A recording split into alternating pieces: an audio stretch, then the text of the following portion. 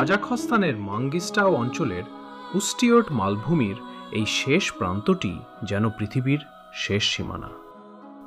আয়তনে বাংলাদেশের চেয়েও প্রায় 1.5 গুণ বড় এ মালভূমিটি একসময় ছিল প্রাচীন টেথিস সাগরের তলদেশ। দেয়ালের মতো দাঁড়িয়ে থাকা এই কয়েকশো ফুট উঁচু পাহাড়গুলো আসলে আলাদা কোনো পর্বত নয়, বরং উস্টিয়ট মালভূমির সমতল অংশ, যা মূলত প্রাচীন টেথিস সাগরের বিশাল জলরাশি সরে যাওয়ার সময় তৈরি হওয়া এক প্রাকৃতিক স্থাপত্য বা ক্লিফ। উস্টিয়ট মালভূমির এই কয়েকশো ফুট খাড়া ক্লিফগুলো সরাসরি নিচে নেমে মিশেছে বিস্ময়কর বোজজিরা উপত্যকায়। কাজাক ভাষায় বোজজিরা অর্থ গ্রে ভ্যালি বা ধূসর উপত্যকা।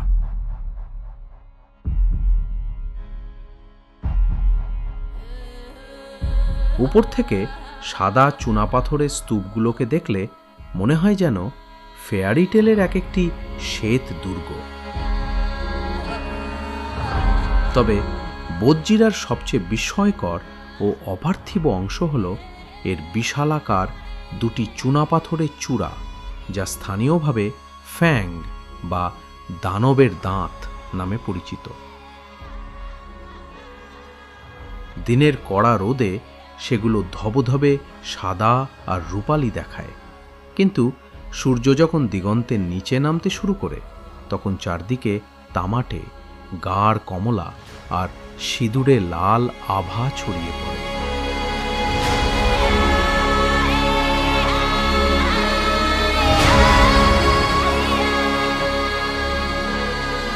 ফ্যাং থেকে সমান্তরালে কিছুটা দূরেই অত্যন্ত বিপজ্জনক ও রোমাঞ্চকর এক সরু শৈলশিরা, ড্র্যাগন ক্রেস্ট।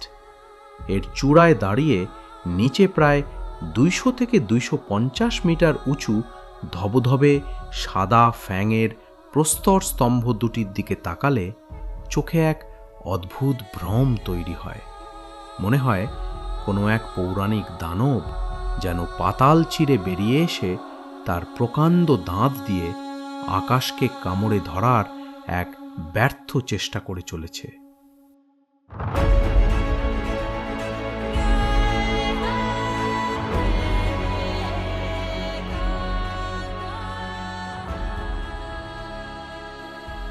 বোজজিরার এই অংশের ল্যান্ডস্কেপ এতটাই রুক্ষ, নির্জন এবং জ্যামিতিক যে একে দেখলে পৃথিবীর অংশ মনে হয় না।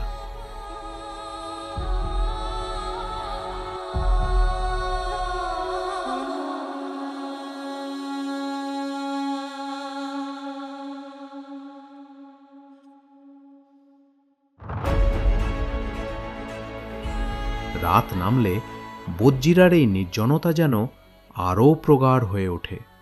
চারপাশের সেই নীরবতাকে তখন প্রায় স্পর্শ করা যায়, আর সেই নিস্তব্ধতায় বোজজিরার আকাশে ছায়াপথ বা মিল্কি ওয়ে এতটাই স্পষ্ট হয়ে ওঠে যে মনে হয় হাত বাড়ালেই বুঝি তাকে ছোঁয়া যাবে।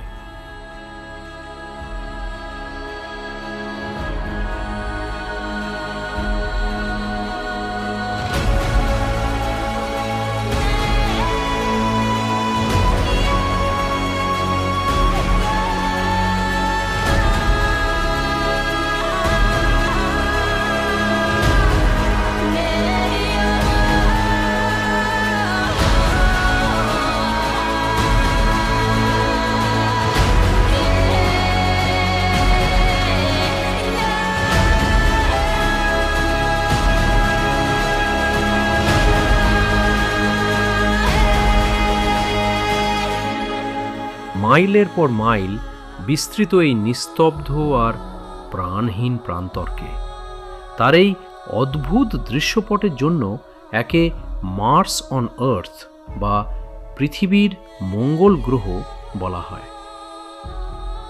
যে রুক্ষতা আজ আমাদের চোখে মঙ্গল গ্রহ মনে হচ্ছে, কয়েক কোটি বছর আগে তা ছিল সাগরের অতল তলদেশ।